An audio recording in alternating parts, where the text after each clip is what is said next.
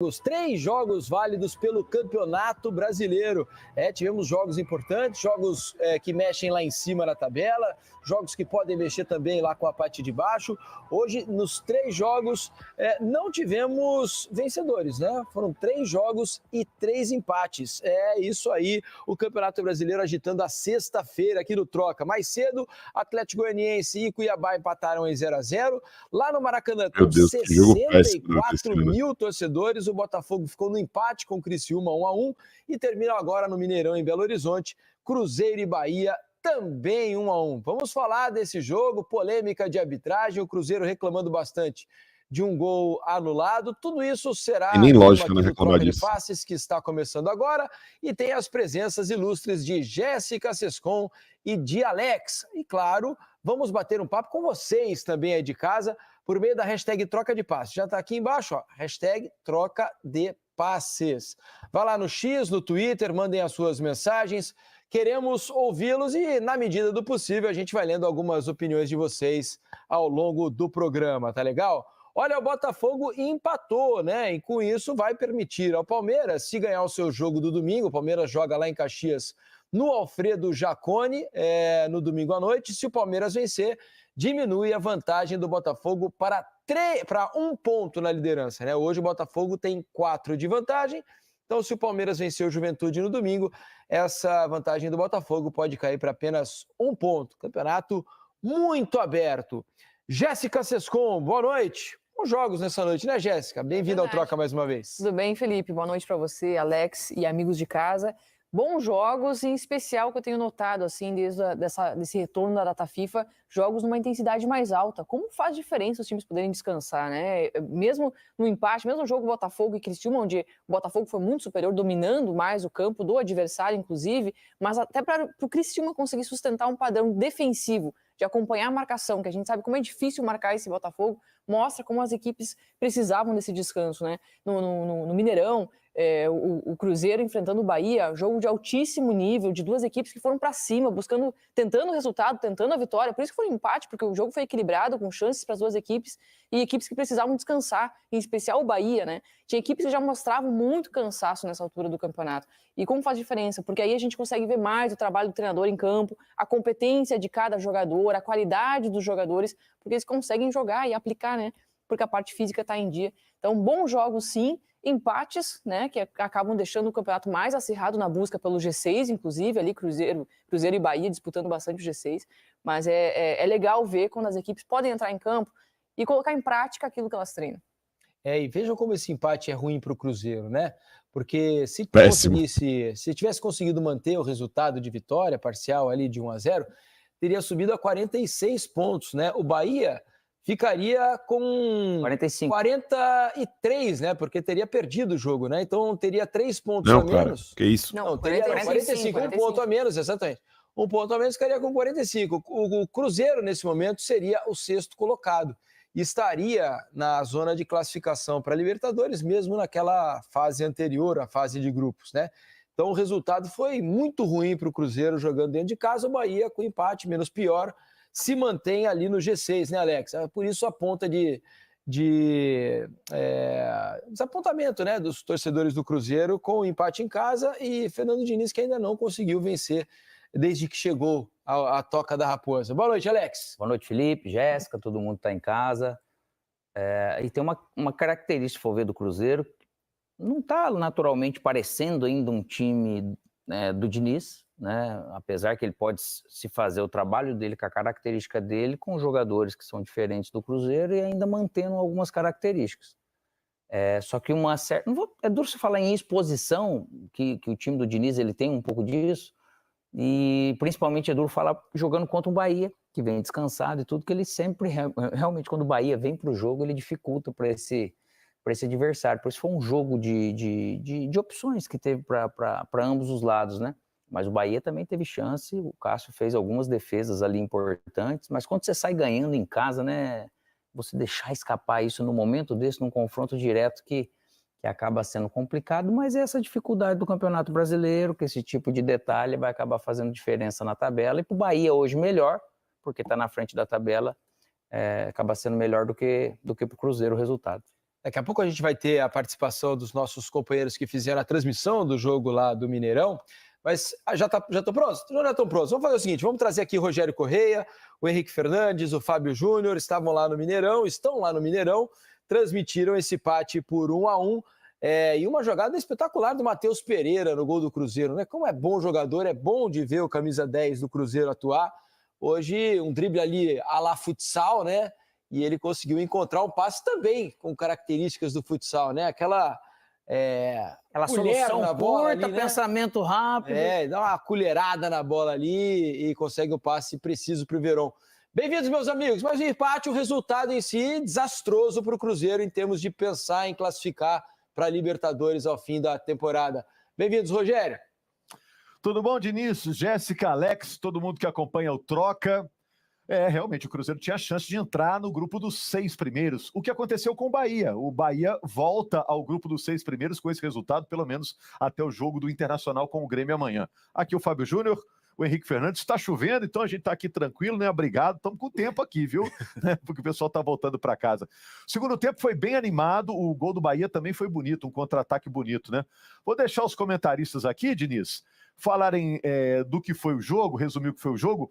O seu xará de sobrenome, o Diniz, enfrentou hoje o Rogério Ceni. Eles têm esse rótulo de times, de trabalharem com times ofensivos, e entregaram isso, né? Um jogo de qualidade, propondo o jogo, sem butinada, né, Fábio Júnior? Sem ligação direta, tentaram propor o jogo, né, os dois. É isso, um abraço pro Felipe, pra Jéssica, pro Alex também, os amigos de casa. Foi isso que aconteceu, Rogério. Realmente a gente teve um jogo bem aberto aqui no Mineirão, né, em termos de característica. Eu acho que o Bahia já vem com essa característica do trabalho do Rogério Ceni também, um time agressivo, um time que gosta de buscar o ataque, um time de muita posse de bola também, tanto que teve mais posse de bola, né, durante o jogo. O Cruzeiro também com a filosofia de trabalho do Diniz também tentando implantar, né? Lógico que é muito pouco tempo ainda, né? Você ainda vê alguns encaixes ainda faltando nesse sentido, mas o Cruzeiro também buscando um ataque. No segundo tempo, principalmente, que o Matheus apareceu mais, mas no primeiro tempo foi um primeiro tempo onde as equipes tentaram, né, se impor desde o início, mas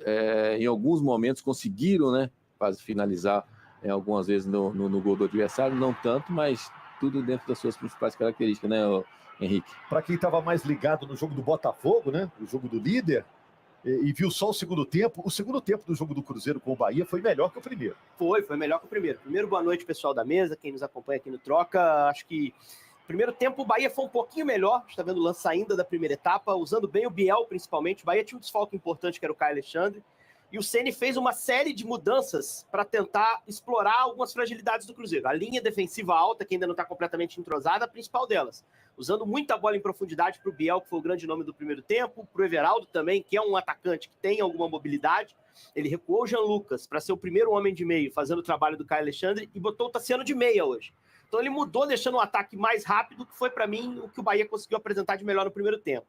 Na segunda etapa, eu acho que o Cruzeiro teve um acerto tático, que foi o Matheus Pereira conseguindo participar mais das jogadas na frente, e a partir do momento que você consegue deixar o Matheus Pereira ter contato com a bola mais vezes, mais perto da área, a tendência é que seu time consiga criar muito. O Bahia, ainda assim, também teve alguns momentos de perigo na segunda etapa. Essa bola do Everaldo, defesaça do Cássio, fez um jogo de sacrifício, né, Rogério? O Cássio tá sentindo dores na perna. Mostrou várias vezes Várias vezes precisou parar o jogo ali para dar uma alongada, para ser atendido. Isso acabou quebrando até um pouquinho o ritmo do jogo, mas o Cássio levou os 90 minutos e participou bem em alguns momentos. Essa bola do Everaldo, para mim, tempo de reação incrível, né?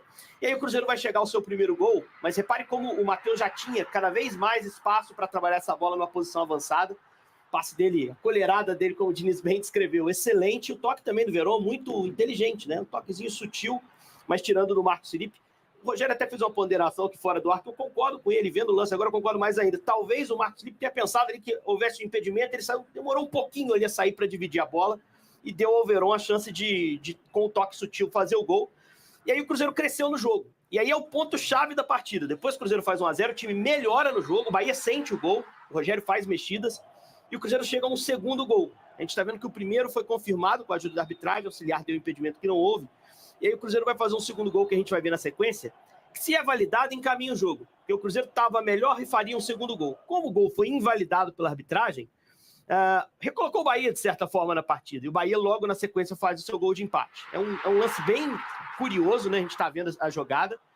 O gol, quem está impedido não participou efetivamente, não tocou na bola, que é o Vidalba. Na visão da arbitragem, ele com a posição de impedimento interfere na ação do Gabriel Xavier, zagueiro do Bahia, impede que o Gabriel dispute com o João Marcelo. O João é que toca de cabeça para o Caio Jorge fazer o gol. E aí, inicialmente, o gol é validado, mas depois de uma checagem da arbitragem, o Flávio Rodrigues acaba fazendo a anulação do gol e interfere muito na sequência do jogo. Né? É um lance polêmico, mas o PC na transmissão nos trouxe a informação de que foi bem anulado. E aí o Cruzeiro fica com essa reclamação, e o Bahia, a partir do momento que teve a oportunidade de voltar para o jogo, que 1-0 foi mantido, conseguiu se aproveitar bem das mexidas que o Rogério fez para buscar o empate. Ô Diniz, é um lance meio diferente, né? Porque normalmente no lance de impedimento só comunicam, avisam para o árbitro e pronto. Mas dessa vez ele teve que ir lá na cabininha, né? Para saber se houve a interferência do Vidalba na jogada ou não, né? É porque o PC vai estar aqui daqui a pouquinho, nos nossos estudos melhor, mas é porque não é só o impedimento, né? O árbitro teve que avaliar se ele achou que o jogador participou ou não. Então é uma questão interpretativa também, o impedimento, né? Não é um impedimento... por si só, né? Exatamente, o impedimento, claro, que é o jogador que faz o gol que está impedido, né? Então havia uma questão de interpretação, por isso o Flávio Guerra foi obrigado a ir à cabine do VAR. Daqui a pouco o Paulo César de Oliveira vai explicar direitinho aqui pra gente o porquê da anulação do gol do Cruzeiro. Agora, logo depois teve o gol do Luciano, né? Luciano Rodrigues, e aí a Vitória ficou se oferecendo para um lado, o final do jogo foi um tiroteio, outro, né? Foi excelente o final do jogo. Agora, uma coisa me chamou a atenção, Rogério. O banco do Bahia fez mais diferença que o do Cruzeiro, né? Faltava para o Cruzeiro opções de frente. Gol, principalmente. Opções de frente para tentar interferir no jogo. Eu acho que o Ademir entrou bem no jogo, o Lúcio fez o gol, né? E assim, as outras mexidas também tiveram efeito. O Ratão é que não entrou muito bem, mas quando ele faz a troca dos homens de frente, o Bahia me parece terminar o jogo um pouco mais forte para fazer o segundo gol.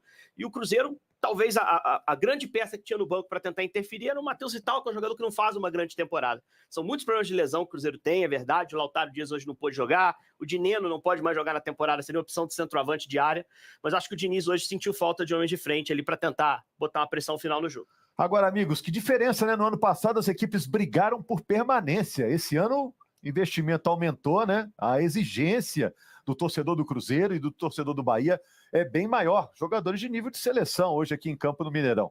Fato é que o Cruzeiro caiu de produção na temporada, né? Não é uma coisa recente, só com o Diniz. Já vinha caindo antes com o Seabra, né? E o Cruzeiro está tendo mais dificuldades aí. A gente até imaginava que o Cruzeiro, talvez, com os reforços, né? A gente fala, o Cruzeiro está ali na parte de cima da tabela, com a qualificação que era prevista para a janela do meio do ano. A gente começou a imaginar, onde pode chegar esse Cruzeiro? Será que tem força para brigar pelo título do Campeonato Brasileiro?